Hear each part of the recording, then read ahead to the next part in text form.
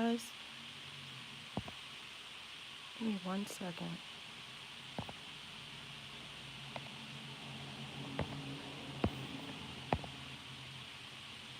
Okay.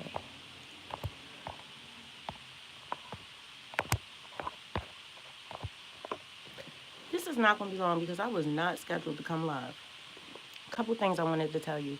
I'm not sure who this message is for, but it was laid on my heart to give it to you.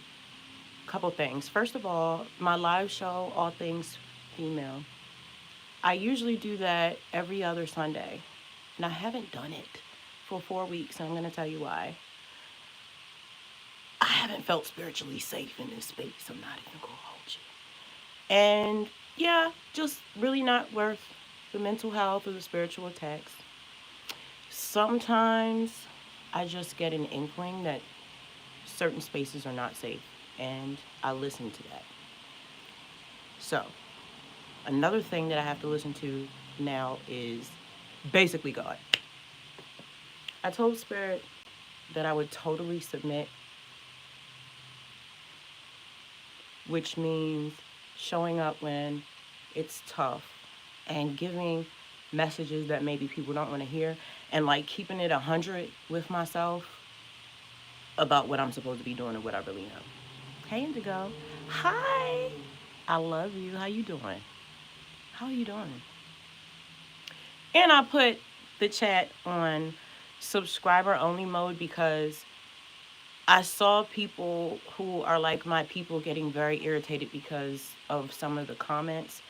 I don't know how many other lives you all go into, but I've noticed that a lot of colored women, when they go live, they get attacked. It's not just like overly racist stuff, it's like a lot of bigotry. And this is just not the season to put yourself in a situation where you may be compromised spiritually. And I've been having to do spiritual, like heavy physical spiritual work, like saging under my bed, putting my clear crystal quartz under my bed because I'm getting, attacked in my dream realm, honestly. And I have too much stuff to do in the astral realm to worry about being, spiritually attacked. So I have to honor when spirit tells me to speak. I have to honor the rules that I'm supposed to live by, certain things that I can't do, certain things that I can't have, certain sacrifices that I have to make. But in exchange, I get to have spiritual gifts and be very, very tuned in. And it's really fun. It's like having superpowers. I'm glad to see you. I appreciate you being here so much. So I'm a water sign, and I get a lot of my messages when I'm in the water. I can meditate there. I have so much clarity in the water, and also when I'm asleep, that's when I get um, most of my messages. So I was talking to Walking into Brittany. Previously, her name was Walking into Her, and we have been discussing some of the women in the mommy sector and how they've just gotten very vulgar, aggressive, cocky, telling people, like this lava, like lava, and all this other stuff, and f you guys, we don't need you, and all just craziness. And I just was talking to Brittany about how I've always been afraid of that ego monster that everybody seems to fall victim to whenever they taste a little bit of success. Like, even as a child, when I would see how people who were more fortunate would oftentimes treat people who were less fortunate, even people who were like maybe more educationally inclined would treat people who maybe are a little bit slower like less than, it disgusted me. And so throughout my life, I feel like, especially in my younger years, I would self sabotage my own success because I was afraid of becoming a monster and ruining my legacy. I mean, let's be honest. How many celebrities get to go and have a career, or like politicians, sports people, anyone renowned, go through their whole career unscathed? Once they reach the pinnacle of their success, either they fall victim to their vices or their ego. So, like now at these stages, I've worked so hard to get rid of my vices. And so that you don't have anything to kill me with, first of all, to hold over my head and to like ruin my focus, my clarity, or my money. I'm watching everybody around me make mistakes that I don't want to make. You make $10,000 a month from making videos, and you guys are doing Target hauls. You guys aren't investing in land, open up Roth accounts. Y'all are not like starting businesses. Yo, I watched. Y'all know who Rob Dyrdek is? The guy who's on Ridiculousness and all that other stuff. Robin Big from MTV back in the day. Do you know he's a billionaire right now? Do you know what he did with his money? He just kept flipping it and opening up businesses. Motherfucker got like 100 companies. Do you understand what that really means to really have that much pull? And he's so big now to the point where his only business is a business that makes businesses so that they can sell them off. Every business that he invested in, he ended up selling for millions of dollars.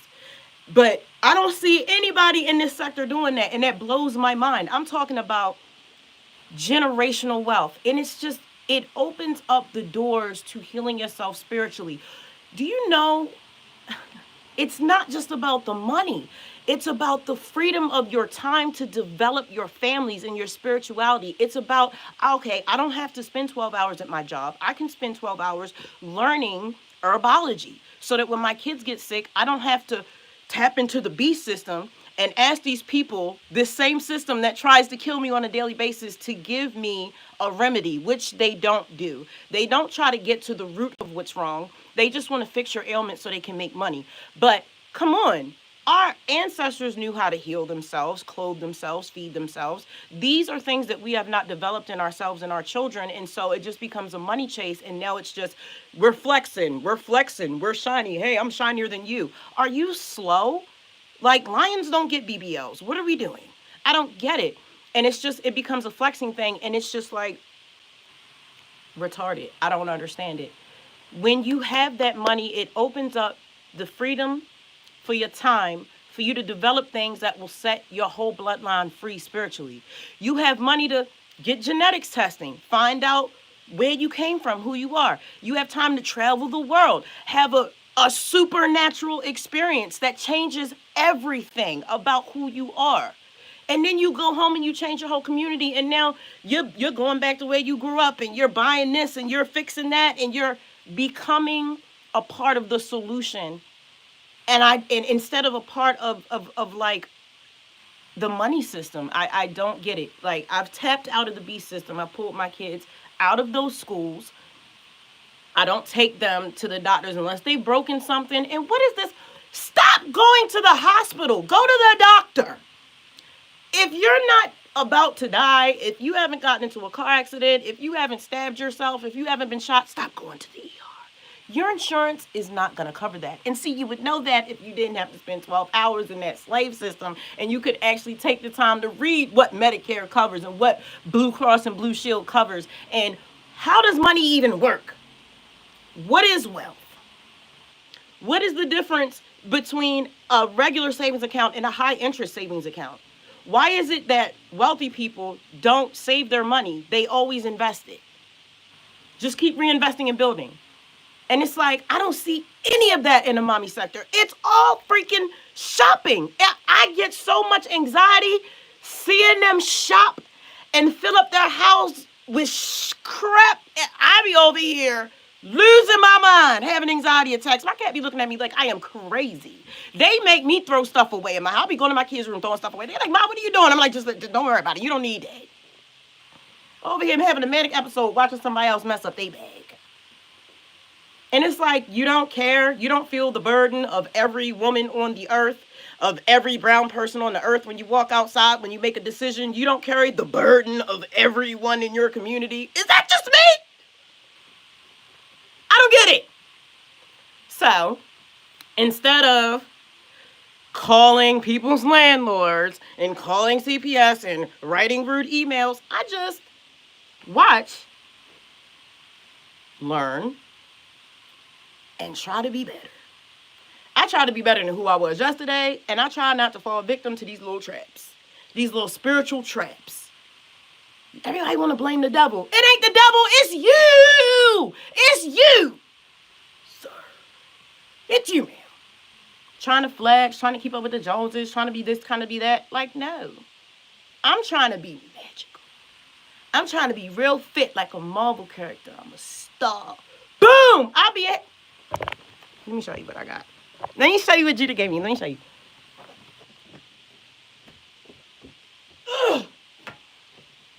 This right here. Because this what I learned. This is my cinder block. I scrubbed it and bleached it and everything. That's what I work out with. Because I learned from my study, because I study everything. Because I have the free time to do it. Like, I study everything. And I learned that there's a difference between losing fat and losing weight. No carbs. You lose weight when you stop eating carbs because carbs come with water. So if you stop eating carbs, you lower your water retention, you lose weight. But you might not lose fat. That's why a lot of people walk around skinny with a food bar. I feel you. You got to do weight training. But I had to learn that because nobody's going to tell me nothing. I don't have parents. I'm adopted. The people that I adopted try to give me away. My husband's dead. And I mean, he divorced me before he died. Cheated on me. That's probably why he did. I ain't going to hold you. But they ain't got nothing to do with me. That's between him and the Lord. They ain't got nothing to do with me. Amen. And it's like, there's no 911 to call. You know how many times I've had an emergency and called 911 and they just came casual as hell? Casual as hell! Like nothing was going on. And I'm like, I'm dying. And they're just like, ma'am, we're going to need you to calm down. What the fuck? Yeah, it's an emergency. What you mean calm down? I didn't call 911 to calm down. I called 911 to freak out. I need you to help me. What are you talking about? Don't nobody care. It's only you. Nobody's going to protect your child like you. No one's going to educate you or empower you but you. And me, because I love you. Girl, I love you. I love you. Oh, did I tell you the message? Oh, this is the message. Oh, let me plug it up. Okay, so Spirit was like, oh, Jesus. Hold on. Sorry. Okay. So anyway, I was talking to Brittany, right? And we were talking about, yeah, these moms are tripping, so disrespectful, blah, blah, blah. And I was like, yeah, so I feel like I am afraid of success because I don't want to become one of them, you know? Ooh, look at my Rolly. Girl, what? I got a Calvin Klein dress. And it's got bleach stains all over it. I clean in design. I don't give a damn. And it's like, when I was in the shower, I was like, so I'm concerned with being overwhelmed with the notoriety and the money and, you know. What do I do, God? Because I'm scared. I don't want to be one of them. I don't want to ruin my legacy. So I'm in the water, and all of a sudden it was like, everything that I give you or don't give you has to do with me. Anything that I give you is all for the glory of me. Talking about spirit. Spirit's like, whatever I give you, it's not for you to flex. It's for you to show what happens when you live a certain type of way, which is why it's important for you to have gone through the mud, to have lost everything, and why you have to make yourself vulnerable and show your entire journey. From being up here to being all the way down here. Down. That's where I was. Everybody was just kicking me in my head. I was dead. I was down. And then, like a phoenix, I rose from the ashes. And now I'm here. And when I get to where I'm going, it's not going to be like oh, look at me now. It's like, oh my God, I didn't give up. I was literally dead on the floor because somebody poisoned me after my stupid ass and told her about an article that I read about somebody else that poisoned their husband. I ain't going to tell you how because this is how I got in this situation to begin with. And then I told her what had happened because I thought it was a key. Come to find out, she did the same thing to me and I almost died. But low key, that's how I ended up getting into recovery. And that's why I'm here. And so thank you for trying to kill me, I guess. Weird. But yeah, Spirit was like, it's all to show what happens when you persevere. It's all to show that when you're God-centered and you're family-centered and you're faith-centered, that you can recover your life. And it's not about you. So stop it. Stop making it about you because it's not about you. Even when you lost stuff, it wasn't about you. And I felt so embarrassed. I'm embarrassed in front of the Lord. Like, you ain't had to do that. Like, come on now. But yeah. So that gave me freedom in a sense of, well, dang, I don't have to feel no type of way. As long as I show up every day and I'm doing what I'm supposed to do, whatever I get or don't get don't matter to me because I'm working for someone else. It ain't got nothing to do with me. That's why when people compliment me, I'm like, that's great, I appreciate it, but all glory to the Most High. That ain't got nothing to do with me. I'm more of like a transcriber. Even when it used to be so bad. There were times when I was younger where I would not be able to sleep until I completed a song. Like, when Spirit tell me to do something, I don't get no peace until I do it. And I don't care how it makes me look and whether that means I got to walk up to a stranger and say something that I don't want to say or give somebody a hug that I don't want to hug or whatever. Send somebody a random cash app and I don't even know these people. When Spirit tell me to do something, I'm supposed to do it. So that's another thing to keep me humble. It's like I can't really take credit for anything I do because it didn't come from me. Sorry. I'm just a transcriber. I just got the balls to say and do these things. That's it. You know what I'm saying? Because I've been through so much and I've taken so many losses and people have really played on my top and it just pushed me to the point where I just was like, "Rah, I ain't taking this shit no more." And I turned into a whole different person. And I just stopped taking crap from everybody. Like, you ain't finna do me. But yeah, I just wanted to give you that message, y'all. And I appreciate Spirit for giving me clarity because I did ask for that. Because it's like, what? I'm scared. What am I supposed to do? And sometimes when I'm trying to figure out what God expects from me, I think of what I expect from my children. Because if Spirit birthed me, this is my mother, the universe, Gaia, ancestors, God. When I say God, I mean all of it. The universe, the stars, the trees, my ancestors, my gods, all of that. Even all of it. I need that. I can't figure any of this out without that. So I have to trust my intuition. I really am guided from moment to moment. Whether it's something I see online, gives me an idea, I write it in my journal. Then my kid comes in and says something that correlates. Then I walk in the kitchen and I see something outside that correlates. And it's just one moment to the next moment, one deep breath to the deep breath. And then I'm praying and I'm just saying thank you. I've reached a point in my life where I'm not asking for nothing. Because guess what? When you ask for stuff, there's responsibility that comes with it. So it's like, you can ask for a house, but guess what might come with that? Termites, rude neighbors, anything. Like, I'm not asking for nothing. I'm just saying thank you and going about my business. And something I read was like, if you're going through it, you can handle it. I had to pull cards today. And it's not because I had to, it's because I walked past them, something was like, pulling cards. So I pulled them. Check my community posts. They embarrassed me because they told me about myself. They told me that I need to finish my project and stop bullcrapping. Like, stop it. Stop it. We don't want to hear that scared stuff. You literally have a song called No Fear. Check that out on Spotify. My music is available on all music streaming platforms worldwide. The Fury of Abyss. So why are you acting scared? We're not here to do that. We didn't get here just to be scared. Real shit. So I just wanted to tell you that. I love you so much. So, yeah, trust your intuition. Don't let nobody play on your top. We're not taking crap from nobody. And no more procrastination. Like, really, this is the year. I really took a big break. Like, I worked. Like, I've got 2,000 videos on my channel. Like, I definitely worked. But, like, I could have been doing a lot more. So, it's definitely... Oh, yeah. Definitely push yourself time. Here go the bag. They don't even want nothing. They don't even want nothing. Nothing. Calling me for no reason. But yeah, and whatever you have or don't have has nothing to do with you. Your life is a testimony to other people. It's lead by example season. I'm not telling nobody nothing. I'm not giving out no unsolicited advice.